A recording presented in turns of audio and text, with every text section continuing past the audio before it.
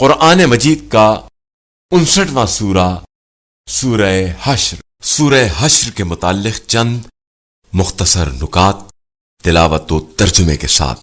بسم اللہ الرحمن الرحیم۔ سورہ حشر موجودہ ترتیب کے اعتبار سے قرآن مجید کا 59واں جبکہ ترتیب نزول کے لحاظ سے 101واں سورہ ہے۔ یہ سورہ مدینہ منورہ میں نازل ہوا۔ اس کا نام اس کی دوسری آیت سے لیا گیا ہے جس میں یہودیوں کے قبیلہ بنی نذیر کو مدینے سے جلا وطن کرنے کو بیان کیا گیا ہے۔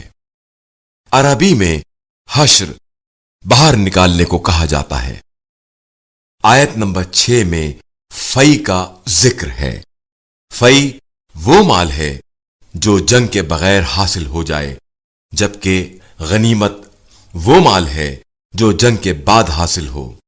مال فی کا مکمل اختیار صرف رسول خدا صلی اللہ علیہ وآلہ وسلم کو ہے اور اس میں مسلمانوں کا کوئی حصہ نہیں ہے۔ آیت نمبر 7 میں مسلمانوں کو حکم دیا جا رہا ہے کہ جو رسول صلی اللہ علیہ وآلہ وسلم دیں اسے لے لو، اور جس چیز سے رسول صلی اللہ علیہ وآلہ وسلم منع کریں اس سے رک جاؤ، اور اگر کوئی شخص رسول صلی اللہ علیہ وآلہ وسلم کے حکم کی مخالفت کرے گا تو اس کے لیے سخت عذاب ہوگا۔